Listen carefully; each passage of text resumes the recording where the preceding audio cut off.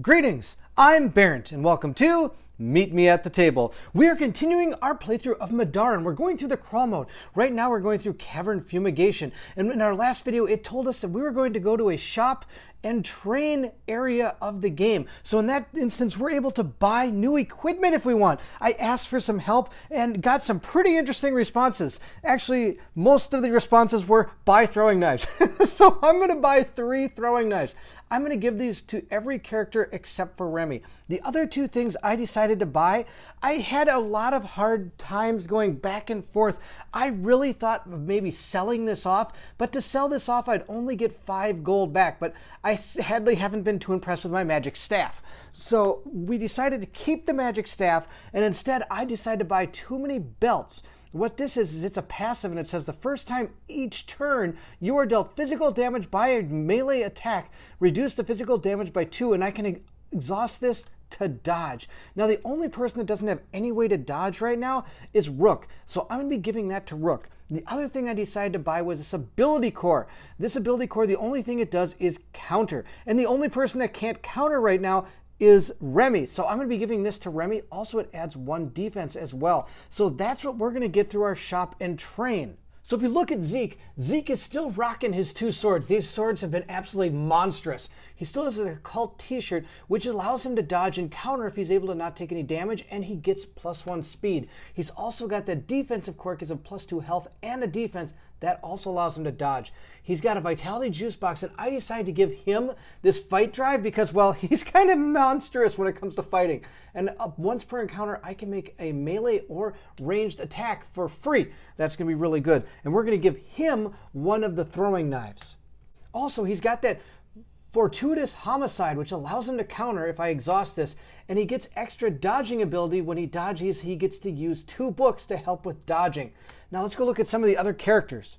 Next, we're going to take a look at Nightingale. Now, sadly, like I said, I haven't been too impressed with this, but I know it combos a lot better with spells, and I really didn't think, I thought maybe just using this as a spell would be good enough, but these 2 exhaust powers don't combo very at all together. So it was a kind of a poor choice, I believe. But we're doing okay. We're going to keep on going. She's still got her leather jacket that gives her +2 health and allows her to reduce the physical damage of incoming melee attacks by 2, and when making a dodge, I'm allowed to reroll my dodge roll.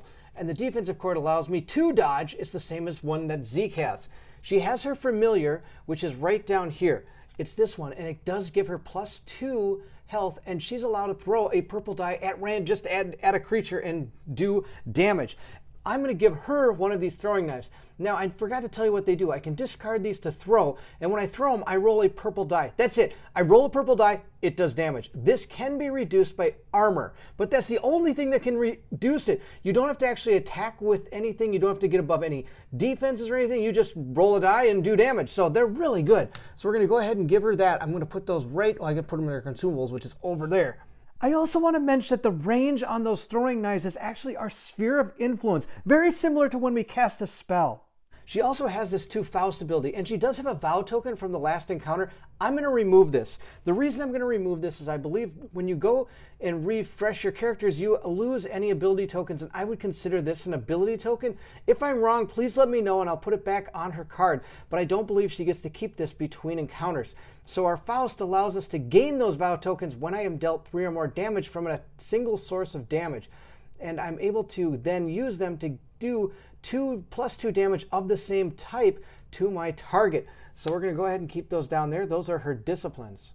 All right, next we got Rook. He's just monstrously huge. He still is rocking his medium shield and his Morning Star. He's got both those weapons. He's got his Cuirass, which gives him +1 armor and is allowed to reduce physical damage dealt to me by 2. So I can do that, but I have to exhaust the item to do it.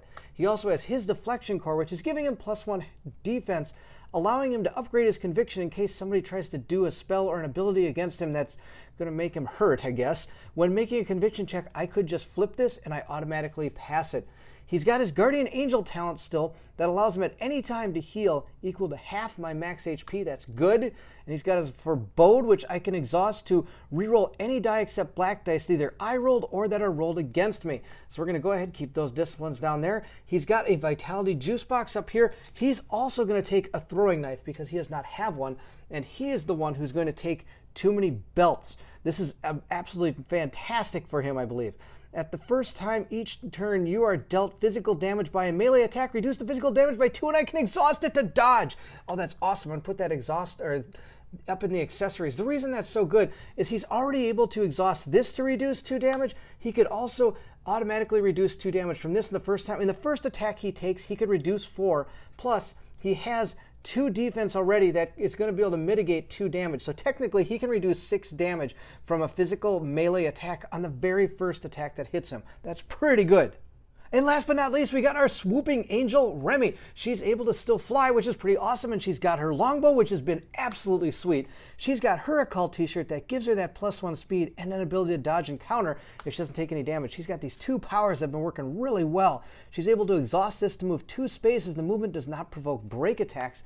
Plus, she's got her precise strike, which gives her +1 damage to her ranged attacks, and I can exhaust it to empower her bow, which has been doing really good. This is our bug bomb. We have to try to put this down in a lair or something. Maybe we'll figure out a little bit more about this as we play. Next, we have this enchanted piercing, which is pretty good. I haven't had to use this yet. It gives her a better conviction, but also after making a roll, re-roll any of my dice. That's going to be really good if I throw really bad against something I need to hit. Now she's going to gain this ability core. The ability core, all it does is allow her to counter, which isn't too bad. And it gives her +1 defense. Now she can counter even with a bow, which is pretty cool. So if she ever gets the ability to counter, that's going to be awesome. I did say that she didn't have a way of countering, but I was wrong. She has this, which allows her to counter. So that was wrong. She does have a way. Now she's got 2 ways. Why not? Are you as excited as I am to see if our characters can make it through the next encounter in the crawl mode? If you are, then I need you to meet me at the table. Hello, good morning. Open up your eyes. Hello, good morning. The magic's still inside.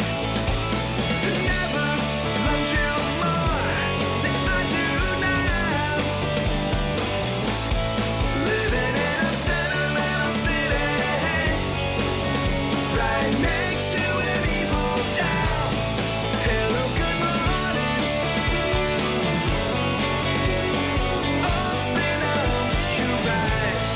Hello, good morning. After going through the exit, we're going to be going into too many sickles. It says here, a foul stench hits you like a brick in the face. The hive must be up ahead. You've heard that there are cave sickle warriors who guard the deepest parts of their hives. People say that they are tougher than the average cave sickles. Hopefully, this is just a rumor.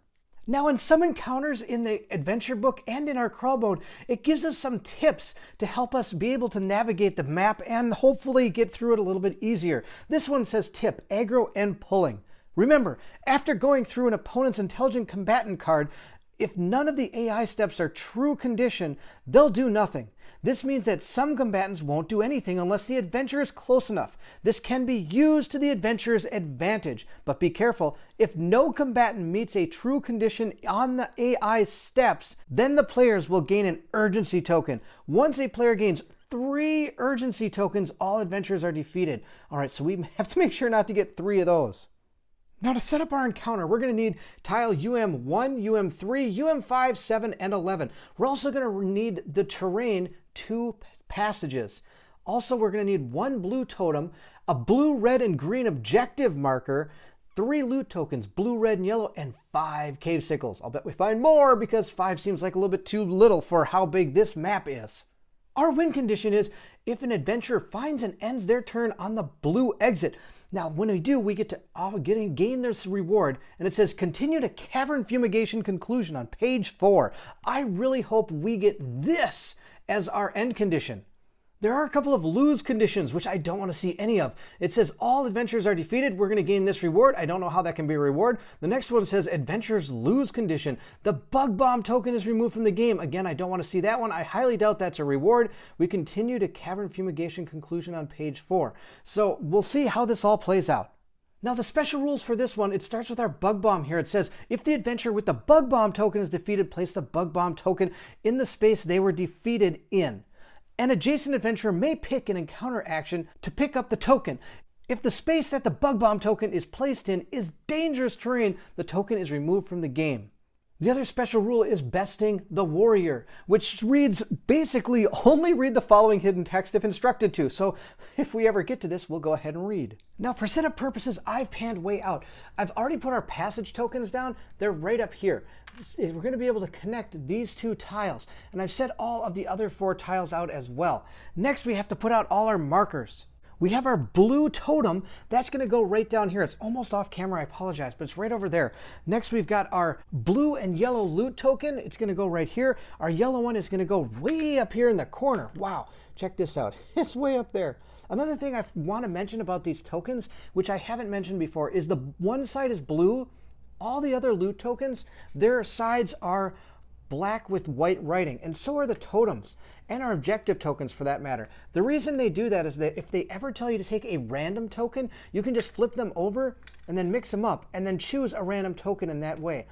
I just thought you'd want to know about that. It's not going to happen in this scenario, at least not from the beginning when we're setting up. Next, we have our red objective marker. It's going to go right down here. We have our yellow objective marker. Sorry, it's green. I need to learn how to read. Green one's going to go right over here. And we have our blue objective marker. Now I'll try to get a better shot of this one. It's actually down in this corner, way down at the bottom, right down over there.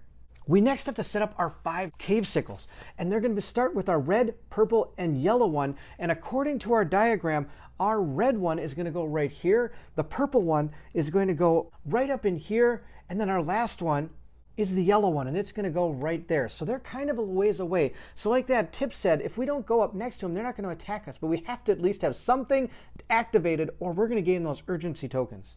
So cave sickles 4 and 5 are going to be the green and then the blue one. So we're going to go ahead, or I should say blue and green. So number 4 is going to start right here. Number 5 is going to start right here, and we don't have a 6th one starting right now. And where do we start, you ask? That's a great question. We start right down here in the corner, or bottom, I should say. I'm going to put the 2 people that have 6 speed, which is Nightingale and Rook in the front. No, I lied. I really like having Zeke up in front. We're going to put the 2 girls in the back again. I think this is what our plan was last time, and I think it did pretty good. So we're going to set our guys up like that. Here's a better shot of the back end of this map, just so I could show you that that objective token is right down here, and that our characters are all in their starting area. And this is where we're going to start our playthrough. So we're going to go ahead and put our combatant loot cards. We'll put them right up here. And now we have to get our initiative track set up. So in here, I've got cave sickles 1 through 3, 4 through 6, and our 4 starting characters. So again, we're going to give them a quick shuffle here. We're going to do a truffle, shuffle, truffle, shuffle. Here we go. And then we're going to put these guys out in order. We've got Zeke, Rook. Well, this time at least he's going a little bit earlier. Then we also have Remy, cave sickles 4 through 6, cave sickles 1 through 3, and then we've got Nightingale. I'm just going to put her in the pit over here for right now. I know it's not exactly the best position, but at least that way I can get everything on camera. All right, again, this time I changed up the camera angle, so I did get all 6 cards down here. I thought it looked a little silly having it over here. So we're going to start with Zeke. Zeke is going to go ahead and gain 3 stamina tokens, and he's going to take the first turn. So he's going to go ahead first and use 1 to move, and he gets to move up to 6 spaces. Oh, wait, I lied. He's got the occult t-shirt. He's able to move up to 7 spaces. So he's going to go 1, 2, 3, and we're going to activate this objective marker. Now, our red objective token states, when an adventurer moves onto this objective, read the following hidden text. So we're going to go ahead and see what it says. If the blue totem is on the board, discard it. A horrible crashing sound rings through the cavern. The rocks to the east blow out, sending debris pummeling down into the depths below. A large cave sickle screeches, sending an ear-piercing sound throughout the cave. Discard the objective, then reveal small and large hidden cards UM1 and place the tokens and figures according to diagram 32. When Whopper from Burger King is defeated, read special encounter rule, beating the Whopper. All right, so absolutely none of this sounds good, so let's go take a look and see what happens. All right, thank you, Zeke. You have gone ahead and removed this token, and apparently there's a Whopper on the board. All right, we're going to remove this one as well, and let's see what happens by looking into our hidden card decks. So the small and large hidden card decks they're referring to is these. It says stop. Do not reveal cards in this deck until specifically instructed to do so. And as you can tell, mine is still sealed. I have never actually opened these, so I don't actually know what is in here. So I'm excited to see the first thing out of these large and hidden cards. Oh, it's gonna be awesome. This is also a great opportunity for you to know if you do not want to know what is in any of these things, this might be a time you may want to stop watching the playthrough. I hope you enjoyed the playthrough, and I hope you come back to it once you have looked through this. But if you're going to continue on, I do want you to know I am going to reveal one of these large hidden cards and one of these small hidden cards. So in our small deck, it was Whopper's initiative card. So yep, there he is, the Whopper himself. We're going to have to probably put him into the track soon, but we'll see how that plays out. The next thing we had to open was Whopper himself. Look at this guy. This guy's ridiculous. All right, so let's go through each thing he's got. Let's start up here where it says Superior Sickle Immunity. Okay, he also is a Warrior Sickle. It's going to be awesome. It says Whopper has immunity to poison and paralyze. And movement point cost is not increased by terrain and allies. Whopper will never attempt to jump over dangerous terrain unless he is adjacent to an opponent. All right, so we don't have to worry about that. Rally. At the start of Whopper's turn, each cave sickle not adjacent to an opponent moves one space towards Whopper. Okay, and then here's, okay, hopefully I play this guy right. It's going to start with his AI steps here. It says, is there an opponent adjacent? Make a separate attack against each adjacent opponent. Then move to be up to range 6 from adjacent opponents. Then make a ranged attack 6 against the farthest opponent. Follow up, inflict wilt and paralyze with force 10. Oh, that's terrible. All right. It says down here, though, is there an opponent within range 6? Make a range 6 attack against the nearest opponent. Follow up, inflict wilt and paralyze, force 10. Then make a range 6 attack against the same opponent, inflicts wilt and paralyze, force 10. Oh, he likes to wilt and paralyze people. That's pretty awesome. It says here, otherwise, move to be up to range 6 from the nearest opponent. Then spawn 2 cave sickles adjacent to Whopper. Oh my gosh. All right, and his recipes for his dice are physical damage and physical damage. He's going to be doing lots of physical damage. His conviction is not very good. Oh, I wish I would have some really powerful spells, but I actually don't. He's got, looks here, 50 health. Oh, you've got to be kidding. He only has an 8 defense, very similar to his cave sickle brethren. He has 6 movement, but he has 2 armor. And look at the combat dice he rolls. 2 teal dice and a black die. Now, these 2 teal dice are even better than the orange dice I have. So I don't know if I'm going to take this guy out. But he is an intelligent combatant. He's a boss. His danger rating is 4 compared to the cave sickles that are 1. And it does have some backstory on him. I'm not going to read that. I'll let you guys go ahead and read that when you find Whopper yourself. So now here it shows where Whopper is going to go. It says right down here we need a train passage and a Whopper figure standee. So Whopper is going to go here, and it's on that tile that had the blue totem. And then he created a passage token over here. So we're going to put that on the board as well.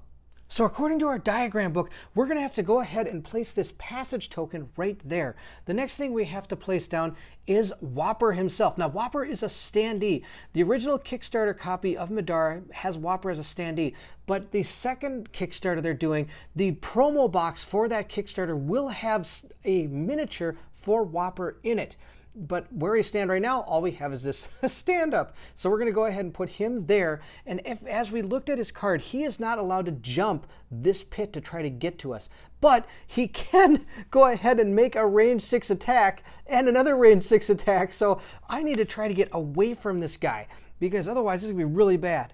Now, from where Whopper is, there's not much he can shoot except pretty much straight across. He's going to cross a lot of these red lines here. You just don't want to be, I don't know, you just don't want to be in this area right here. That'd be bad news. But as the turns progress, he might step out here and have a better range of being able to hit us. Also, we have to go ahead and put Whopper into our initiative track. So we're going to take our black die, we're going to roll it and see where he falls. Oh no, he's going right after Zeke. All right, so I'm going to go ahead and move Zeke's card. Actually, how am I going to do this? All right, yep, we're going to move Zeke's card over a little bit. I think it still might be in the camera. It's probably not the greatest. I apologize, but there we go. Now, Zeke still has 2 stamina points left, and he also is still moving. So he's going to get out of this guy's way, that's for sure. He's got 1, 2, 3. he could still move up. Now, if he moves up, the cave sickles up here are going to activate an attack, but I don't think we have much of a choice. So he's going to move 1, 2, 3, 4, 5, 6, 7. I think he's going to go right there. That's going to be our best plan. Now we have Whopper. It says here, let's look down his card. First, is there an opponent adjacent? No. Is there an opponent within range 6? So if we go ahead and take our little handy-dandy tool here, we're going to see that range 6, it's not going to get into Rook's square. Rook is too... It's going to still cross this red line before he's going to be able to attack Rook. At least that's the way I look at it. Because if we go from middle to middle, yeah, totally.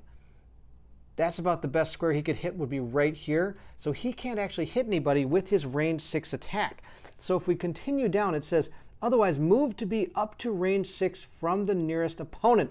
Then spawn 2 cave sickles adjacent to Whopper. Well, lucky us, there's only 1 cave sickle that is not even on the board yet. So we do spawn that cave sickle, and we're going to spawn him adjacent. We're going to spawn him right behind him.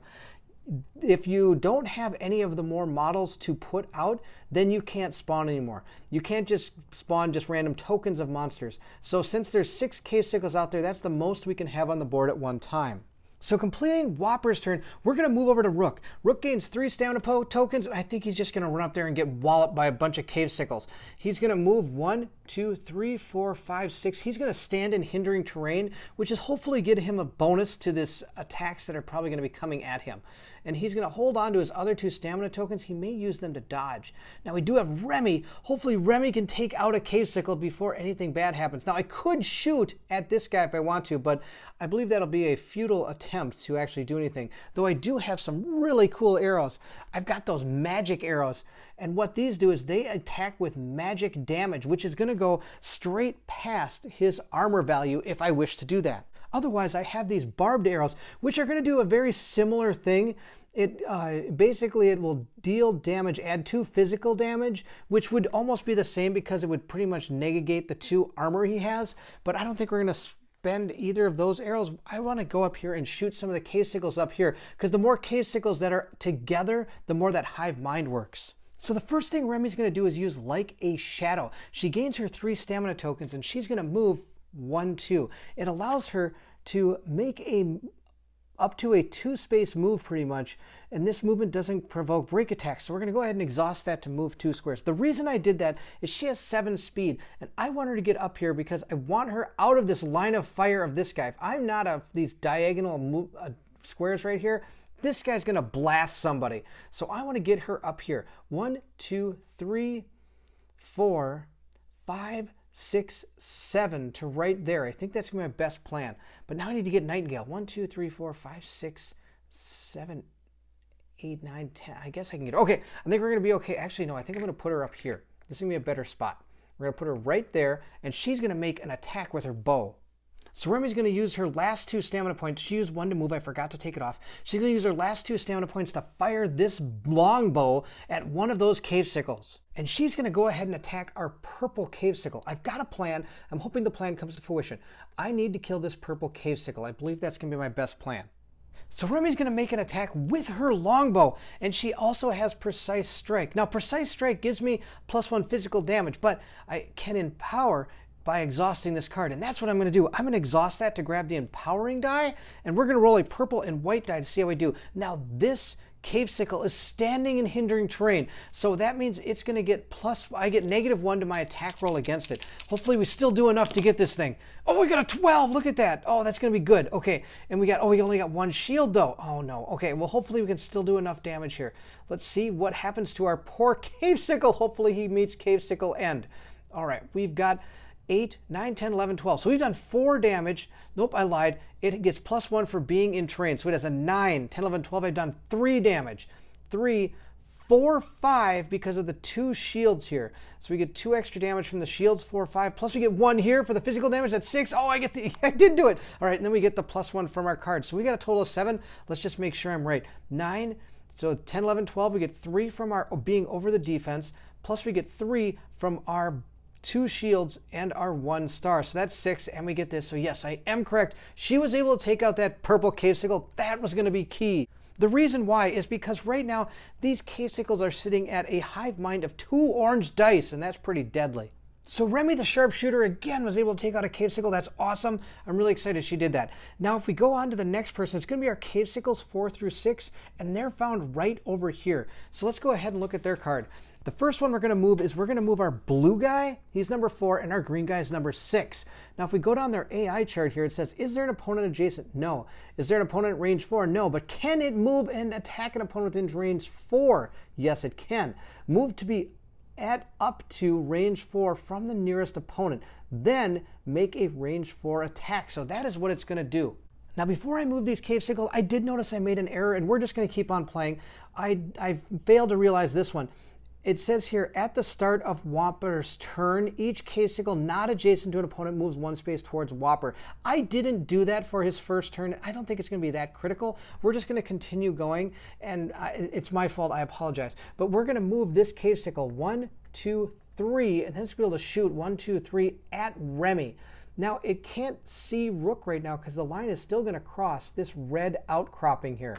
So from where this cave sickle is, it can fire at Remy, it can't fire at Rook. Now, if it could see both these characters, it would fire at Rook because Rook is closer in line to on the initiative track here.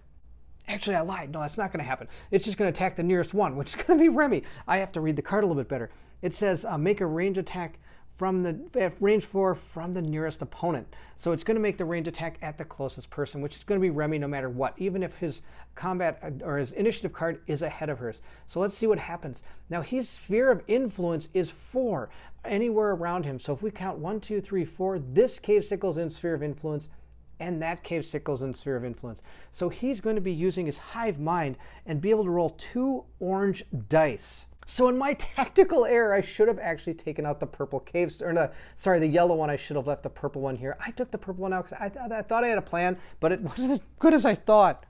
So Remy is going to be able to use her occult t-shirt. It allows her to exhaust this to dodge, and if the attack deals no damage, I'm allowed to counterattack. So hopefully this will all work out to our advantage. Let's see how it goes. Oh, first we got a skull. That's no good. That's not going to help us dodge at all. Now this thing gets to roll 2 orange dice. Let's see how this goes. Oh, it got an 8. All right, it missed. Oh, that's fantastic. I can't believe it. Oh, that's to be like the lowest you can roll on these dice. So this attack dealt no damage. So I'm allowed to counterattack against the cave sickles. So let's go ahead and take Remy's longbow now. She's going to go ahead and counterattack against this guy. Now, in order to counterattack against a ranged attack, it has to be within range. And her range on her longbow is 6, so it is within range. So I can go ahead and make this counterattack against that target. Now, if that target was blocked in any way by another friendly figure, because you can fire through friends, but I can't fire back through them, I'd be able to counterattack against the other one then instead. Now, we can also use our precise strike to do it. I can't exhaust this because I already did it when I attacked. So all I get is my base dice to try to hit this cave sickle. Now, the cave sickle doesn't get any bonuses. It's not in any hindering terrain. Let's see how this goes. Oh, I got a 10. Okay, well, I'm going to do at least a little bit of damage to him. That's going to be good. So 8 over the defense by 2 means I've done 2 damage plus the 2 shields. Give me 4 damage. And then, of course, my last one is 5 from my precise strike. I didn't kill him. I missed him by 1. So our blue cave sickle has 5, well, not 10, 5 damage on him. He's going to be right there. We're going to go ahead and remove this, and we're going to go on to our next cave sickle. Now, if we move on to our next cave sickle, this is just going to start getting really bad. I know this is the wrong card, but it all says the same stuff. So is there an opponent adjacent? No. Is there an opponent within range 4? No. Can it move and make an attack? An opponent within range 4? Yes, it can. Move to be up to range 4 from the nearest opponent, then make a range 4 attack. Oh, this is going to be bad because he's going to then move 1, 2, 3, 4, 5 up to here, and he's going to shoot 1, 2, 3, 4 against Remy. Oh, this is just terrible. And now the hive mind ability actually is still only going to be this cave sickle because now the red blocks it. I could move him here, but that would put it in more danger, and it makes it closer to this enemy. So I believe it would move right there. If I'm wrong, let me know, but it's up to range 4, and he's at range 4 right there. So since our cave sickle is only adjacent to one other cave sickle, or sorry, within sphere of influence, I roll a white and orange die. So let's see how we do against Remy. Now Remy is in hindering terrain, so this is negative, or she gets +1 defense, and it got a 7. So again, this cave sickle missed. Now this is where the interesting thing is, so I'm going to show you what happens. So the cave sickle that just made the attack is right here. Now I have an ability core which allows me to exhaust to counter. So I'm going to do that. I'm going to counterattack against this cave sickle. Now the cave sickle can shoot through its friend, so it was able to shoot me. Now I can't shoot back at the cave sickle, so instead I'm going to make a ranged attack against this cave sickle since it's the one that I'll actually be shooting at in order to hit the other one that just missed. So now again, Nightingale's going to go ahead and use her magic bow of awesome to try to hit this guy. Oh, I have to roll a white and a purple die to see how we do. Now we got an 11, so that's going to be enough. I don't really even need to play this out. This cave sickle that I had to counterattack against only had 1 health left, so our blue cave sickle is going to die. I kind of wish I would be able to hit the green one because I would have gotten, what, 8, 9, 10, 11, 3, 4, 5? I would have been able to kill the green cave sickle straight out. But, oh well, a cave sickle dead is a cave sickle dead, and we like that. So Remy, our fantastic archer, has gone ahead and taken out yet another cave sickle. Now our swarms are still there, so we still have all the AI cards out here as well. Now 4 through 6 means we still have to deal with our pink cave sickle right down here next to Whopper. Now the problem is that cave sickle, if we look at his card, I don't think he's going to be doing anything. It says, is there an opponent adjacent? No. Is there an opponent with in range 4? No. And can it move and attack an opponent within range 4? No, it cannot. And the reason it can't is because it normally could jump this pit and come after us. But with Whopper in the way, it can't jump from an occupied square. So with Whopper here, it can't move through and jump. Even though it doesn't take any movement penalties by moving through its allies, it still can't jump because Whopper's in the way. All right, so that's good. Let's keep going. We've got cave sickles 1 through 3 next. So here they go. Their AI card is going to make them do something a little bit different. It says, is there an opponent adjacent? No. And we're going to start with our red one. Our purple one's dead. And it says, is there an opponent within range 4? Yes, there is. Make a range 4 attack. Now our red one can fire 1, 2, 3 right here at good old Rook. Straight through. So he's going to attack Rook because we look at the initiative cards. Rook and Remy Rook is above Remy. 1, 2, 3, 4. Actually, he's going to attack Zeke, but he can't see Zeke because Rook's in the way. So he's going to attack Rook. After that attack is done, it says then move to be adjacent to the opponent with the most damage within movement range. Then make an attack, melee attack, follow up, inflict poison, force 9. Now, none of our characters have taken any damage. And if we look again at the initiative track, which you can't see, I'll have to move over there and look. The initiative track shows Zeke, then Whopper, Rook, then Remy. So since nobody's taken any damage, it's going to go after the person that's the first in line here, which is Zeke, if it can make it. 1, 2, 3, 4, 5, 6. It can make it to Zeke, and it's going to take some break attacks to do that. Will it do that? Yes, it will. And that's actually one of the reasons I took the purple guy out, because our yellow one is going to do something similar. He's going to try to get around 1, 2, 3, 4, 5, 6 to get to Zeke, and he's also going to take a lot of break attacks trying to get there. But first, both of those cave sickles are going to make a range 4 attack, and the first one is the red one at Rook. Now Rook has his too many belts, which allows him to exhaust to dodge. So he's going to do that. He's going to go ahead and roll his dodge die. Oh, we got 4 books. That's worthless. Okay, way to go, Rook. All right, now there is 1 cave sickle within range, so he gets to roll an orange and a white die. Now I put Rook in hindering terrain for a reason. He gets +1 defense against this. Oh, we got a 5. That's terrible. All right, actually it's really good. Our cave sickle totally missed. There's no way he can hit me. Now, as I said before, this cave sickle is going to do everything in its power to try to get to Zeke, because Rook didn't take any damage. Now, if Rook would have taken damage from that attack, he would have ran right over there and attacked Rook. Instead, he's going to have to go 1, 2, 3, 4. Oh, wait a minute, maybe he can't get there. 1, 2, 3, 4, 5, 6. Oh, he can't get there. So he's actually going to attack Rook since he's second in line. Well, I can't count, apparently. 1, 2, 3, 4, 5, 6. Why did I think he'd get there? Okay, 1, 2, 3, 4 is what he's going to do, and he's going to attack Rook from that location, causing no break attacks because I didn't actually move while adjacent to any other opponents. All right, thanks to my wonderful counting skills, I don't know what I did, this cave sickle is actually within sphere of influence of 2 different cave sickles, the green one and the yellow one. So it gets to roll 2 orange dice against Zeke. Now, if I would have known this guy's going to get to him, I would have saved the dodge to now. But oh well, that's how it goes. So it got a 13. Oh, that's an amazing roll. Let's go see what happens to poor old Rook. So if we compare the 13 that Rook has to his 9, he's going to get hit.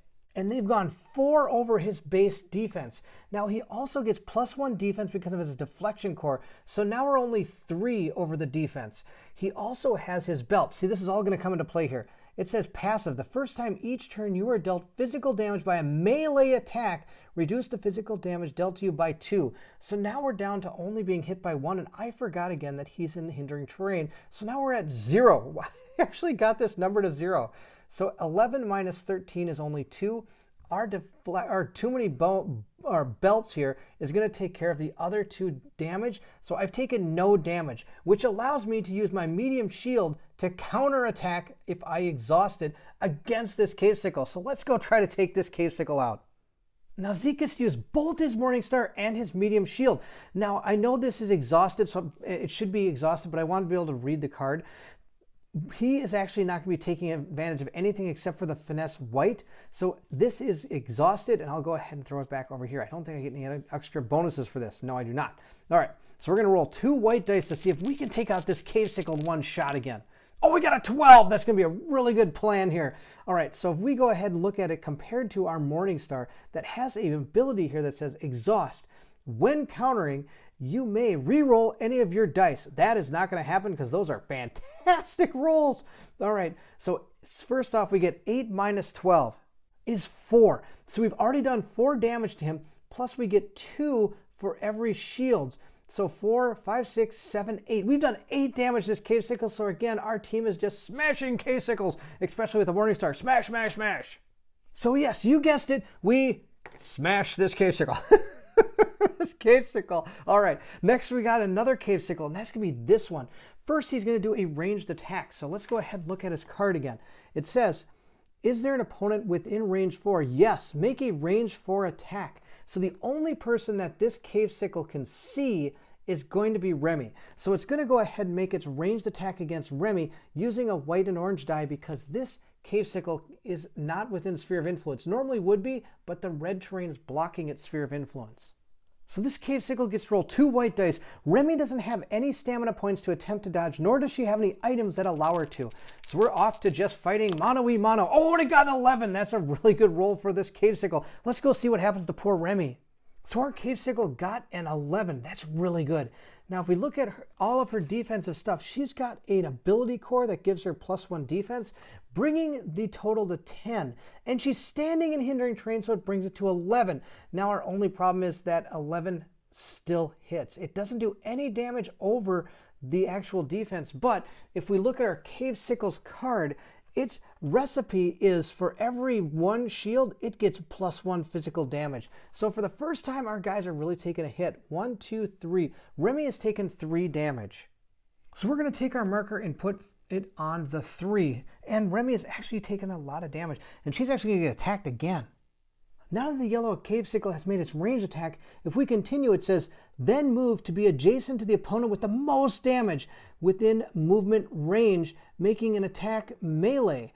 Then follow up, inflict poison, force 9. So yeah, guess who's the one who's got the most damage? It's Remy. This guy's going to move 1, 2, 3, so it can get in within range, the sphere of influence of this one.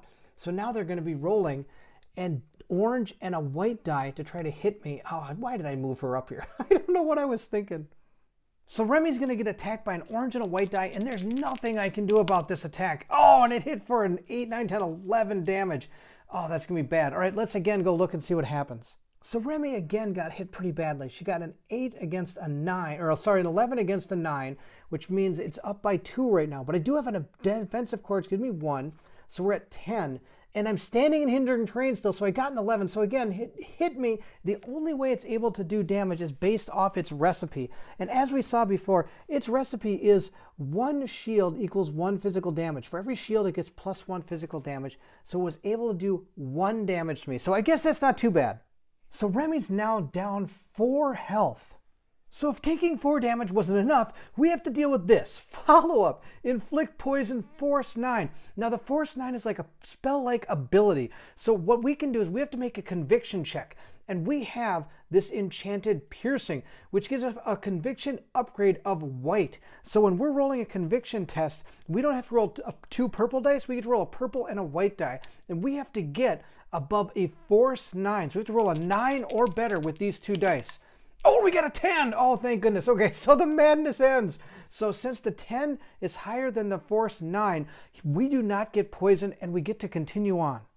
All right, good news. The cave sickles have stopped their relentless assault finally. They're out of things to do. So it's going to move into Nightingale's turn. Nightingale gets 3 stamina points. She's going to put them right here. She's going to use 1 stamina point to move. She's going to go 1, 2, 3, 4, 5, 6. Now I want to get out of this guy's range. So I'm going to use the other 2 to gain 4 more speed. And we're going to go 1, 2, 3, 4 over there. And that's really going to be the end of her turn. I know she didn't really do too much, but that's okay. Maybe she's setting herself up for something to come. But that is going to be the end of her turn. And with that, that brings us to the end of this video. I apologize for it again being a little bit long, but there was some setup. And again, I explained a lot of rules that I just wanted to make sure everybody's clarified on. We're going to be going into our next turn. And as the 1.1 rulebook has started to come out, we're going to have to actually shuffle these initiative cards every round now. It's a rule they've put into the new rulebook. The 1.1 rulebook can be found on the Kickstarter page at the time of this recording. If you notice anything else I do during the rest of this playthrough that's in that book that I missed, please let me know, because as I was recording, I've only been using the 1.0 rulebook. I want to thank Zendalis for telling me about that rule change. Thank you so much for watching. I hope you're enjoying the playthrough. This game is just amazing. I love it. Oh, I'm excited to take on this Whopper guy. 50 hit points. That guy's ridiculous. If you did enjoy it, please give it a like. Don't forget to hit the bell symbol and you'll know when the next video comes out. Also, please feel free to leave anything in the comments below. I'd love to hear from everyone. Will our brave adventurers were able to handle the first cave sickle mess? Will they be able to handle this guy? Or will Whopper take down the entire party? To find out, I need you to meet me at the table.